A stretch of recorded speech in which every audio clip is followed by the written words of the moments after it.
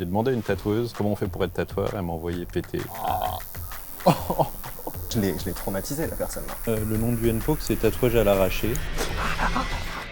Aujourd'hui, on va découvrir le métier de tatoueur. Et pour ça, on va se rendre à Spirit Tattoo, le shop le plus ancien de la ville de Rennes. On va y rencontrer Mathias, qui tatoue depuis 7 ans là-bas.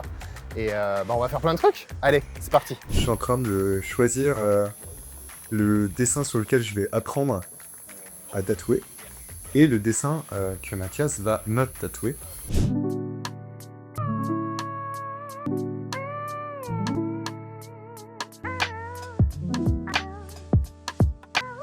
En gros, là, Mathias, il est en train de poser ce qu'on appelle un stencil. C'est une empreinte de couleur du tatou qui se met là où tu vas tatouer. Et en fait, ça fait la forme d'un calque. Et du coup, tu tatoues directement sur cette empreinte-là.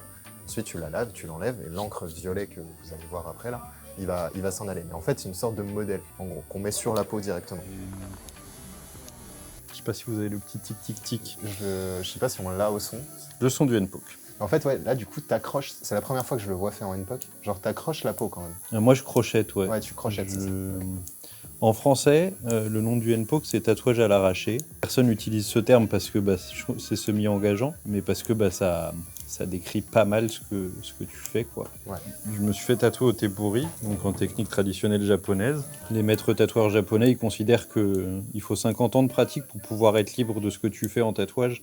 Et du coup, en tebori, j'ai vu qu'il me crochetait la peau pour pouvoir tatouer. Je me suis dit, Ok. il fait ça bien, il est connu pour ça. S'il le fait comme ça, c'est que ça doit être comme ça que ça tient. J'ai appris le NPOC tout seul pendant les confinements, parce que c'était frustrant de ne pas pouvoir tatouer. Sans se flageller, mais si tu veux être un bon tatoueur ou une bonne tatoueuse, il faut accepter d'être un peu un ou une apprentie toute ta vie, quoi. Qu'il y a toujours des gens qui vont te ramener à l'école, quoi. Je suis pas du tout en train d'idéaliser le fait de en chier, c'est génial, mais je pense que le rapport à la personne qui se fait tatouer à la douleur, c'est important, ça fait partie du truc, quoi. Dire, hey, j'ai réussi à gérer la séance et c'était dur et j'ai eu mal, mais je l'ai fait et j'ai pas bougé et mon tatoueur ou ma tatoueuse a pu faire un beau boulot et il s'est passé un truc, quoi, pendant 1, 2, 3, 4, 5 heures. Ouais, il y a quand même une connexion qui se fait, des échanges, etc. Là, Faut se couper un peu quand même, faut pas être trop empathique parce que sinon, si tu fais ça, moi je demande aux gens, s'ils commencent à exprimer fort qu'ils ont mal, de le faire un petit peu moins. Parce que je peux rentrer trop en empathie et vouloir bosser un peu plus vite pour qu'ils aient mal moins longtemps. Et en fait, c'est pas la bonne technique. Il vaut mieux faire ce que tu sais faire, quoi. Ouais. Voilà. Mais c'est important d'être en empathie aussi, parce que sur une grosse pièce, tu peux aussi t'arrêter de tatouer, quoi. Genre, une petite pause. Ouais, ou t'arrêter tout court si t'as fait tous tes tracés et que la personne, elle en peut plus. Je suis choqué d'à quel point ça va vite en NPOC. Finalement, hein, tu Je vais vois. pas te foutre la pression, mais on est 5 à regarder ce que tu fais. Ouais, je me sens observé, ouais. Mais je dis rien. Du coup, je suis avec Mathias Jean. T'es tatoueur depuis 7 ans maintenant sur Rennes. Ouais. C'est ça. Comment t'en es venu à là, déjà? Comment t'es devenu artiste tatoueur? C'était quelque chose que je voulais faire depuis longtemps, mais je n'avais pas trop d'idée de comment faire. Ok. Un jour, il y a fort longtemps, j'ai demandé à une tatoueuse comment on fait pour être tatoueur. Elle m'a envoyé péter en disant « Vous faites tout chier les étudiants en art à vouloir être tatoueur ». Mais non. J'ai arrêté de demander pendant longtemps. Ok. Et puis un jour, chez Spirit Tattoo, ils m'ont proposé de faire l'accueil le samedi, parce qu'il y avait trop de passages. Et donc j'ai fait ça pendant 6 mois avant qu'ils me proposent de devenir apprenti. Ouais, j'étais un peu fasciné par ça quand même. Quand tu payes un tatouage, qu'est-ce que tu payes dedans? Comment est-ce qu'on explique le prix d'un tatouage? Alors, en premier lieu, un savoir-faire. C'est comme je parlais d'apprentissage. Qu'est-ce que ça implique de poser quelque chose à vie sur quelqu'un d'autre que tu ne connais pas? Donc tu payes déjà quand même ce savoir-faire. Et ensuite, tu payes le temps de travail, le matériel, les charges. Et par charge, j'entends le loyer, mais aussi bien sûr l'URSSAF. Et en gros, avec un statut d'auto-entrepreneur comme le mien, il me reste un peu moins de 30% de ce que je demande aux gens. Comment on devient tatoueur en France? Qu'est-ce qu'il faut? Il faut être garant de quoi? Il y a une formation, tu disais? Alors, traditionnellement, c'est plutôt par cooptation, donc c'est en démarchant des boutiques, en venant avec un book de dessin plutôt solide. Et à force de demander et de rencontres, il y a quelqu'un, quand on a un peu de chance, qui dit « Vas-y, viens, je te prends sous mon aile et puis je vais t'apprendre le métier, quoi ». Et donc, aujourd'hui, il y a aussi des gens qui font payer des formations. De mon point de vue, c'est pas hyper honnête, dans le sens où ils demandent plusieurs milliers d'euros pour quelques semaines de formation. Jusque dans les années 90-2000, 5 à 7 ans d'apprentissage, c'était normal. Ok. Et maintenant, quand même, moi, de mon point de vue, je trouve que Je pense que 1 c'est à plus 3 ans d'apprentissage avant d'être lâché dans la nature, c'est un minimum, quoi. Et en plus, et faire croire qu'ils vont s'en sortir dans le milieu, alors que c'est pas toujours le cas, quoi. Ouais.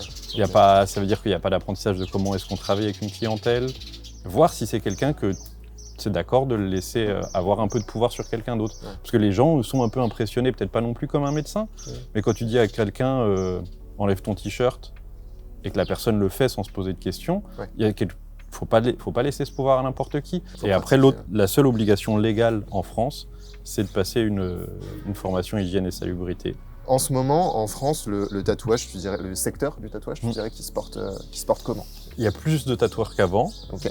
donc d'un certain point de vue, je pense que ça marche. Quand je vois le nombre de boutiques qui ouvrent, je me dis qu'il y a plein de gens que je connais pas mais qui doivent travailler. Et j'ai quand même l'impression qu'il y a plein de mes collègues en France, parce que je voyage un peu pour tatouer, qui ont une activité calme, quoi. D'accord. Ok. C'est pas le néant, mais ça s'est calmé, et je pense que c'est juste lié à la conjoncture, quoi. Mais aussi, les gens ont un petit peu moins d'argent, et donc, c'est pas une nécessité de se faire tatouer, quoi. Quelles sont les idées reçues, les préjugés que tu peux capter, toi, dans le milieu du tatou et qui mériteraient de se faire un petit peu balayer quand même? Ouais. Les clichés que ça renvoie, j'ai l'impression que ça change, quoi. Ouais. Les clichés de personnes en marge, de tout ça, Ouais. ça bouge, quoi. Merci beaucoup pour Avec l'interview. plaisir. On te suit, du coup. Cool. Là, du coup, maintenant, Mathias va m'apprendre à tatouer sur une fausse peau, une peau synthétique. Il est en train de regarder quel dessin est-ce que je peux réaliser, enfin, essayer de réaliser. Parce que je me rappelle, ça reste un métier. Donc, on a de la fausse peau. On a 2 bobies qui sont différentes, qui vont permettre de faire des tracés différents. Et on attend de voir le dessin. Voilà. Sur ces petits barbelés. Allez, C'est très barbelé et on pourra caler, je te sortirai 2 couleurs, un peu de bleu, un peu de jaune. allez. Ça marche. Bah, il faut pas que ce soit trop facile, sinon après les gens qui vont regarder ils vont se dire ah mais en fait moi je peux le faire aussi. Après, si tu veux, je fais exprès de le louper. Alors, pour faire de bonnes crêpes, il nous faut. Voilà. Vas-y rééteins. Ok. Alors, je peux y aller, du coup? Bah ouais. T'as un conseil à me donner avant? Ouais, tu respires. Ouais, t'expires en même temps que Ok. tu suis la ligne. Ok. Ok, alors déjà, ça vibre énormément. Ce que t'entends, c'est un angle comme ça, ouais. Ouais, plus light quand même. Faut se détendre le poignet comme quand tu fais du piano, genre. Ouais. Ou si t'es comme ça, là, ça fait cling, cling, cling. Ouais, t'as raison. Gérer la profondeur, ça s'apprend. Tu sens, ça fait peur au début, mais tu sens quand tu commences à rentrer dans la peau. Enfin, moi, j'ai besoin de voir l'encre qui commence à rentrer pour me dire ça y est, je suis Ok. dedans. Il faut que. Là, c'est un peu trop fort. Ouais. Là, c'est moi qui l'ai fait, c'est bien. Donc, je peux repasser sur le trait. Alors ça, on fait pas. Enfin, Non. Ok.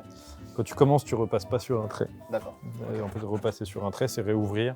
D'accord. Tu le fais si tu sais faire. Le risque, c'est que tu t'éclates la peau. D'accord. Ok, c'est good.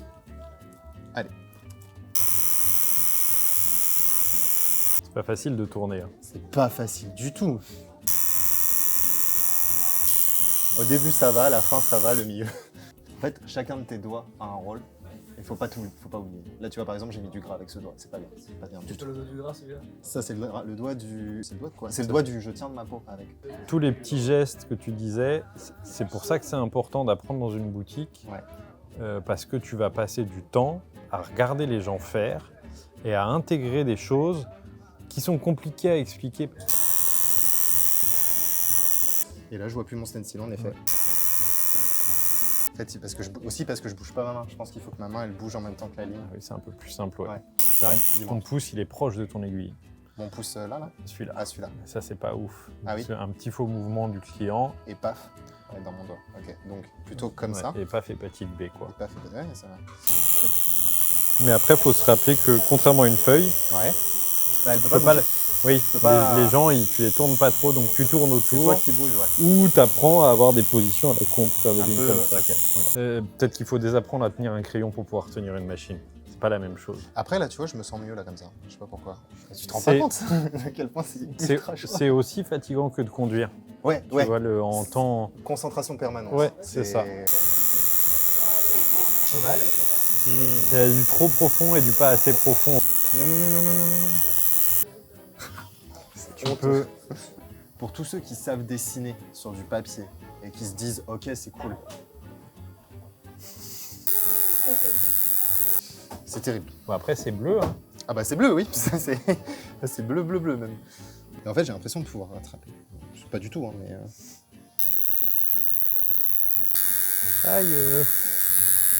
Pardon, monsieur. Pardon. C'est bientôt fini. Ah non, mais là, je sens plus rien, ça doit pas être dedans. Hein. Ah là, c'est pas dedans, là?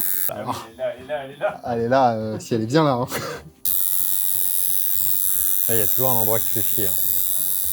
On dirait un coloriage d'un enfant de CE1 à peu près. Aïe.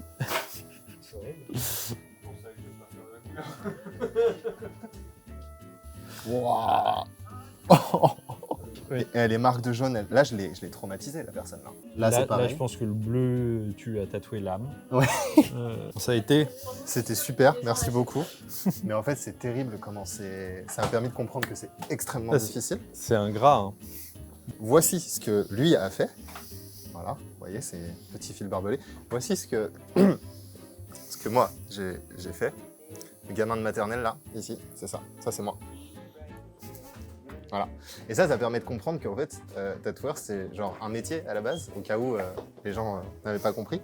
Donc faites appel à un spécialiste. Faites pas appel à quelqu'un qui vous dit qu'il sait dessiner vite fait, qui sait acheter un pen sur Amazon et tout. Faites appel à un vrai spécialiste. Trop bien. Du coup, aujourd'hui, on a vu, on a observé, on a appris plein de choses. Là, maintenant, il est temps de passer sur le billard. Donc Mathias va me tatouer. Bien évidemment, vous avez vu mes capacités, c'est pas moi qui vais me tatouer. Vu l'emplacement, à ce qui paraît, je vais le détester sur quelques endroits. Donc, on va voir ça tout de suite. Ça fait pas mal, moi, j'ai jamais mal. Ok, du coup, là, Mathias, il vient de commencer à me tatouer. Et ce qui est intéressant de se dire, c'est que notre corps, il est quand même vachement bien fait parce que quand on commence à traumatiser une partie de notre corps, sur une zone bien définie, en fait, il va libérer des endorphines pour anesthésier la peau, pour réduire la douleur, en fait. Sauf quand il passera sur mon os, parce que normalement, il y a un moment où il va passer sous mon genou et ça devrait un peu plus piquer, parce que là, pour le coup, les aiguilles vont être très très proches de l'os. En fait, plus elles vont se rapprocher d'un cartilage ou d'un os, plus ça risque d'être douloureux parce que ça va taper contre. Ok, du coup, la session est terminée. Alors, niveau douleur, ça a été un peu plus sensible ici, au niveau de l'os, mais c'est normal, ça a tapé un petit peu ici. Là, beaucoup moins, mais globalement, ça fait pas si mal que ça. Enfin, je pense que plutôt que de parler de douleur, on va parler de sensibilité. T'es plus sensible à certaines zones qu'ailleurs. Là, en l'occurrence, vous voyez, je l'ai fait sur une partie du tibia. Il n'y a pas mort d'homme. Enfin, vraiment, on est loin d'avoir mort d'homme. Ok, du coup, c'est la fin de cette vidéo. Merci beaucoup, Mathias, de nous avoir appris tout ça, de nous avoir accepté avec toi cette journée. Merci à vous aussi. Super instructif. Et n'hésitez pas du coup, à aller voir l'Instagram de Mathias qui s'affiche. Et si vous voulez vous faire tatouer, n'hésitez pas à les contacter. C'est des gens de qualité, vous pouvez le voir ici. Voilà. Et puis moi, je vous retrouve plus tard pour une prochaine vidéo. Merci beaucoup et puis à la prochaine.